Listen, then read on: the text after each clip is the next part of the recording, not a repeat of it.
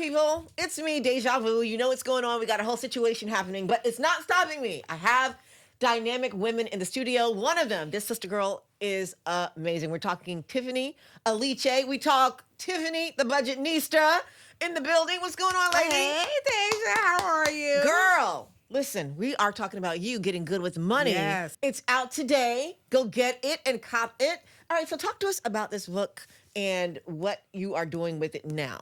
So what made this book so special is my first traditionally published book. Mm-hmm. Most books never sell over 2,500 copies in a lifetime. But Deja, this book, year one, over 100,000. It's like nearly 400,000 copies sold. Tiffany. I know. How do you do this? G-O-D. Come on now. I mean, honestly, I don't know. No, but like honestly, like I don't know. 8 weeks on the New York Times bestsellers list. What is it about the facts that you're giving that relate to the everyday person? Because it seems like you have something that connects to them. Mm-hmm. Yes. Well, one, I am the everyday person. I've been broke. I've been broke. I've been, what the hell am I going to do? Right. And I also was a school teacher for 10 years. I remember. So I think what it really was resonating is that the information is like done in such a way that only a teacher can do.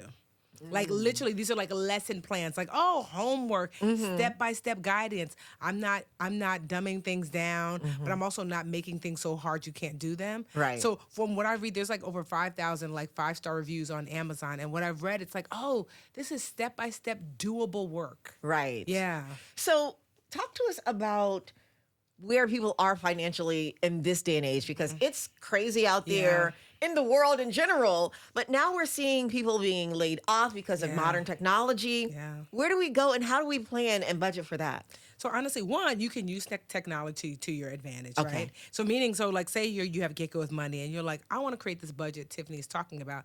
You can actually like plug stuff in to Chat or Gemini or Claude or whatever you use and have it generate a budget for you. Really? You can have it generate a debt pay down plan for you. You might say, here are my 5 credit cards.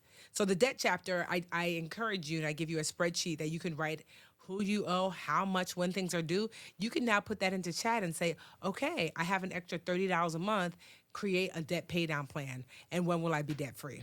Wow. If I put this, but you can do other things too. So I bought a property last year. Yeah. And you know, when you buy a property, there's like the closing documents. It seemed a little high, like the closing costs. Closing costs. Yeah, so like I took my name and my address off, uploaded to Chat and said, all these fees make sense? It didn't. To the tune of $500. They charged me like 4 times for photocopies. Why? Are you kidding me? 3 times for other things. So it was all these double and triple charges, but it was like a 20-page document. I wouldn't have been able to get through that. Right. But Chat was like, gotcha, sis. And then Chat said, girl, you want me to write a letter asking to reduce this by $500? And here's why. I said, do it. Do it. And I sent it to them, and I saved $500. Really? And so you can use it as a tool, but even you yourself, if you're like, okay, hey, AI, here are my skill sets, here are my certificates and degrees, here's where I live. What type of job should I be looking for? What's available? So you can use it as a tool, for your financial success, but even your career success too. That's amazing. All right, so we're getting good with our money. Where do we start when we're trying to get a budget? Because, we're over here buying groceries. We're trying to buy Jay-Z tickets. I know. Sold out. I was like, damn. I know. I'm like, can I get a hookup? Can somebody holler at me? I know. Anybody. Somebody. No, but seriously, how do we really start this thing right now? What do we do? What's the first step? So aside from like shifting your mindset, because you have to know that you can in order to do. Right. Because your money will only do as good as your mindset will allow. Right? See, and that's the thing. Because the mind... I know. It's really hard to but one, that's why I like to connect with people in community that I know are doing better maybe than I am. So it gives me a little hope of what's possible. Absolutely. That's why I'm always transparent about the financial mistakes I make so people can say, oh, she was here, now she's here. Yeah. But if you're talking about tangible next best step, if you are listening to my voice and you don't split your check before you get your check, consider yourself on notice. What is splitting our check before we get our check? Split it before you get it is this: 2 checking, 2 savings. Okay. Checking 1, bills account. Yes. This is where you're going to put your bill money. Yes. And I want you to go to the bank, call the bank, whatever, and say, do not attach that debit card to the bills account. Because we're not over here swiping away bill money. Right. Checking account number 2, spending account. Yes. You can have your debit card there because this is hair done, nails done, everything did. This is grocery shopping, grooming. toiletries, whatever. So you want to swipe for that. I consider this like your allowance account, Right. spending. Right. Then savings account number 1 at a different bank. Checking can be at the banks outside. That we Okay. all see. I don't say their name because they don't give me no money. Okay? When you want me my coin, I know that's now right. we got Holly on that. Okay. No free endorsement over here. So 2 checking accounts outside bank, like Okay. you see them on the corner. 2 savings, online only, high yield savings. Wait a minute. Okay, 2 savings, online only. How do we know if it's a high yield savings? They might say it, but how do we know it's online? We don't really see anything. So this is what I love about AI. You could get your little Google on and say best high yield savings account. It's not always online, but many times it is, because you figure an online bank doesn't have the overhead as some of these bigger banks, and that's why they can pass those interest rates on to you on your savings account. Got So it. it doesn't have to be online, but high yield. Okay. So you're looking and for. what is a high yield? What's high? So high right now is like anywhere from 3 to like 5% right Okay, now. yeah. So it's gonna It'll vacillate. fluctuate, Yes. yeah. But I'll say this: like a regular brick and mortar bank, they're giving you a piece of a piece of a piece of a piece of a piece of a piece of a piece of a piece of a penny.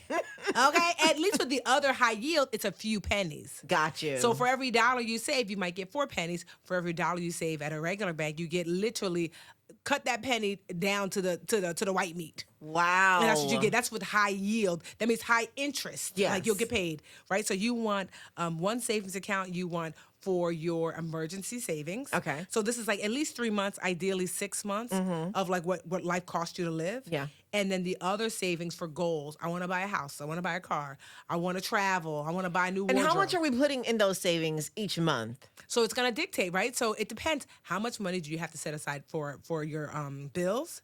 And then you add up how much money you can spend or you're currently spending on like I said, groceries, nails, hair, all that kind of stuff. And then you decide, okay, this is how much money I'm going to put towards savings. So you decide. We decide You might decide, ultimately. yeah. So if I was someone who had no emergency account, then I would be putting most of that savings into emergencies. Okay. If you're someone who's like, actually, my emergency account, I have my 6 months already. So then the excess money, then you could put it into your goal savings account. And past 6 months, unless you're an entrepreneur, then maybe up to a year you could have saved. But past 6 months, the rest should be invested. Okay. So split it before you get it. You can literally call HR, payroll, do your math. This is what the book helps you with. You do your math. Yes. And say, this is how much money I want to go into checking 1, checking 2, savings 1, savings 2. Yes. Okay, so I'm halfway there. Halfway there. Okay, Yes. no, I got the split, but now I got to get the high yield savings online. Okay, yes. I'm going to do that. Yes. I'm going to do that. All right, and so what's next? What else do we do? What are we doing? How do we get good with our money? So Again. there are 10 components to getting good with your money. We probably won't go through all 10 today. That's okay. But this is the list. 1, budgeting. Then saving, debt, credit, income. That's the foundational 5, right? Learning to earn income, right? Then 6, you're looking at investing for both retirement and wealth. That part. Yes. Insurance. Yes. Your financial team. Yeah. Your net worth and estate planning. Okay. That's the other 5. I got to work on the other 5. That's where I'm at right now. Yes. Especially because I'm 29 and holding and looking towards retirement one day. But seriously, because you got to start thinking about what kind of Yeah. quality of life you Yes. want. I want to be on beaches. I want to travel. I want to, chill. Well, then you have to invest for more than just retirement. You want to invest for wealth.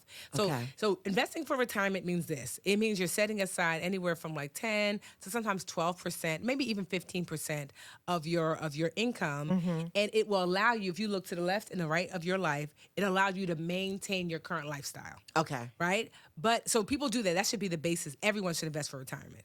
Right?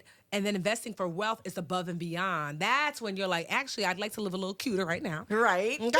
And I'd like to live even cuter in retirement. Yes. And I'd like to leave a legacy, in some way. Yeah. But everyone's not going to invest for wealth, but everyone needs to invest for retirement. I love it. I love it. Okay. And then finally, like, for legacy, what do Yes. we do for that? I mean, how do you leave that? What does that look like in today's world? So you want to be intentional about how you want your people to be provided for, if so, or if not your people, maybe you want to, there's a nonprofit, charity or yes, something. whatever. Yeah. And so, sadly, so many people know that in 2021, when this book actually came out, some months later, my husband passed away. Yeah. Suddenly from an aneurysm. He was 41. He was here on Monday, literally gone on Friday, just like So that. sorry. And so it really, I had written this book already and I talked about estate planning, but it really hit home estate planning. So that looks like, if you're in your 20s, estate planning might just be like your mom is the beneficiary on your bank account. So she don't have to tussle with them people over her If baby's something money. happens, Yes. right. You know, beneficiary estate planning might look like your sister has the lock to your phone. You know, so she knows how to get in your phone and your Yeah. email, because phone and email will unlock everything. So I kept my husband's phone and email on for 2 years, because sometimes if you want to go log into something, his pension, this account, even if I don't know the password, it'll say, we'll send a hint to your phone. Boom. So Got if you turn it. off people's phones and email, it's like, I didn't even think about that. yes, phone and email. My attorney, who's a friend of mine, and she did my estate plan, she said, do not turn off his phone and make sure you can get into his email.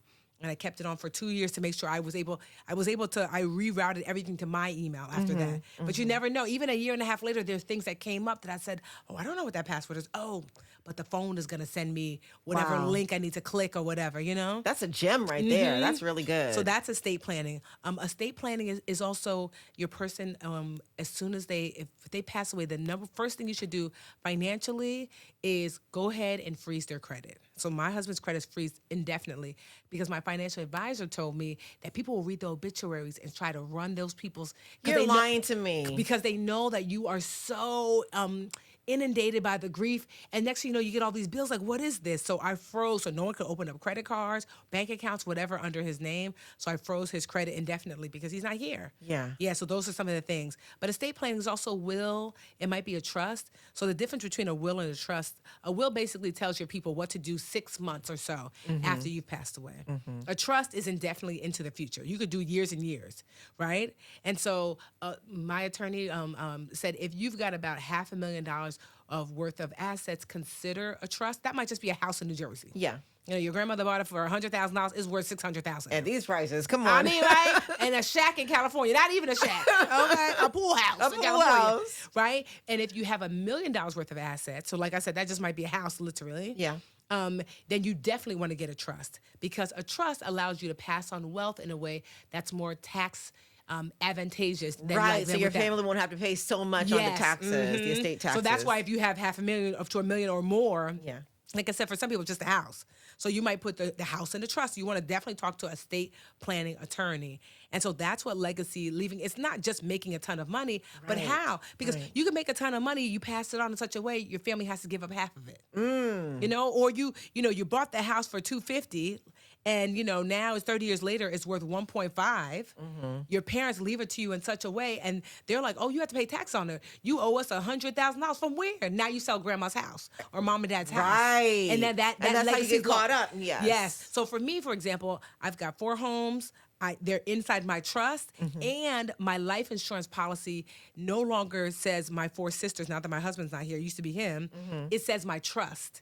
So if there Right. is any taxes that have to be paid, the life insurance policy goes to the trust and can pay it for them, so they don't have to worry about that. You Come see, on, it's that's real planning, smart. yeah. But sitting down with somebody and asking the questions like, "Here's who I want to look after. What do I need to do?" If you have children, let's just say, who's going to look after your children if you're not here? Right. Let's say you have 2 siblings. You happen to be Muslim, right? And your sister's Muslim. Your brother is Christian. You love them both, but you would like for your children to be continue to raise Muslim. You're going to want to put that in your will.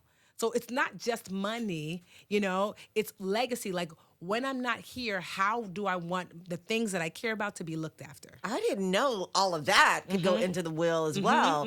This is good information, Yeah. Tiffany. Thank you. Thank you for stopping by. Wait a minute. Always. But listen, so let's rewind. How did you start this? When you started doing Budgetnista, I remember you came to the show years and years ago. 15 years, I think. Has it been that long? I mean, definitely over 10. Oh my gosh.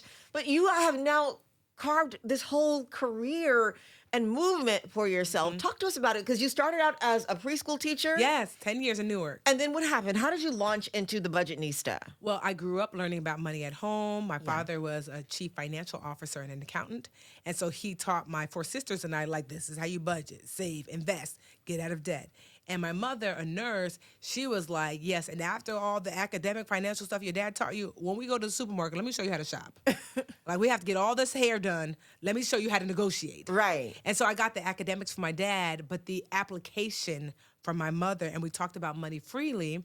And I remember in college, my college roommate had debt collectors calling the dorm room. Oh my gosh, I in didn't know. college? Yeah, well, that's because her mother had opened up a bank account in her name. I think her father had passed away and she was struggling. Oh, The mom. So I wow. was like, oh, so it was like this kind of aha moment that like, how could life be different for her if she had financial education? And then when I started teaching in Newark, there was the South Ward in Newark is very economically depressed, putting it lightly. So a lot of the kids came from backgrounds where they didn't have much. I was in my early 20s, as were the parents. So they'd be like, Miss Tiffany, let me hold something. I'm like, yes, some knowledge. Come during nap time. I'm going to show you how to budget. Right. Like, Keisha, you still go to check cashing? You know they charge this. So let me show you the difference of like what you're... So you were really helping the parents of the kids? Yes. That is amazing. Because we were the same age. So it was like, Yeah. you become friendly. You're 20, they're 21. Yeah. So, Yeah. And I was like, how much are you spending on that? You going to what place to do your taxes? Girl, I bought this tax software for $80. I split it 4 ways with my sisters for $20. We do your tax on my computer at nap time. And my dad's an accountant. He said he'll review it for free for you. Oh my And gosh. so I realized, I think I want to do this. My school closed during the recession. They lost their funding. And I said, I don't want to go back to the traditional classroom, but I want to still teach. And so the Budgetnista was born. I wrote a curriculum and started teaching at the United Way in Newark. And then brand after brand, I started my online school, the Get Good with Money Club. 100,000 plus students graduated in the last 10 years. A TV show on Netflix? Yeah, Netflix, Get Smart with Money, PBS, Get Good with Money. It's just been, honestly, I don't even know. It's only, all I can say honestly is God. It's just obedience to the message. I think I was called to teach. Yeah. And I don't know. Well, you're so relatable. Thank you. And like you said, it's everyday stuff, and you break it down, Yes. we can connect with you. Yes. So what's next for you? What do you want to do?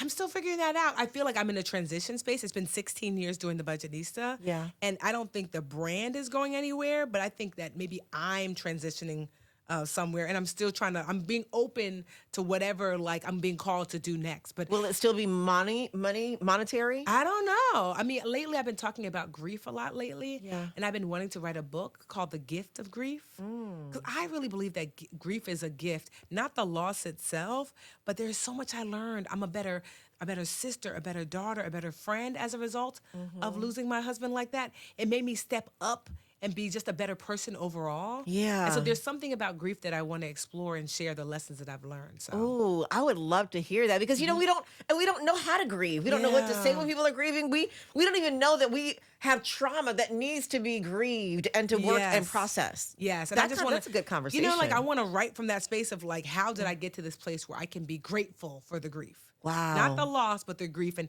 because it was not easy. It's been, of course, this will be year 5, and I'm just okay, I was loved so well by that man, and he was so kind and generous, even in passing. I tell people this all the time when it comes to estate planning. So the Budgetnista has made literally tens of millions of dollars in 16 years. My husband candidly never made over $60,000 a year, but collectively he left me and my bonus daughter 7 figures. Wow. On $60,000 a year because of life insurance, his pension. He was so intentional in planning for us. He didn't know he wasn't going to be here at 41. So you can get good with money no matter how much you make. So I just want people to know that. Wow, that is beautiful. Thank you. All right, before you go, give us some words of encouragement to somebody who might be going through something or trying to get their finances together. Give us some hope. So I'll say this, that for almost everyone listening, that if you are struggling financially, it is not a competence issue. Meaning am I able? Yes, you can, right? It's more of a confidence issue. You don't believe in yourself. And you're carrying around all this shame, and shame shields you from solutions because maybe you made mistakes and you're like, oh, I'm a bad person. It's no, you've made a mistake, but you're not a mistake. Right. The fact that you can still hear my voice means that you still have the opportunity to turn things around. Literally, at 30 years old, I was negative $300,000 in debt. Student loan, credit card, mortgage. I was drowning on my 30th birthday, sleeping in my middle school bed because I had to move back home. Wow. I had more money at 14 when I was sleeping in that bed than I did at 30. And by 37, I was a millionaire. Come on. Just like that, things can turn around, but it starts with belief in yourself, releasing that shame by finding one person that you can trust, because shame loves it when you're quiet. Tell somebody. If you want to tell me, slide in my DMs.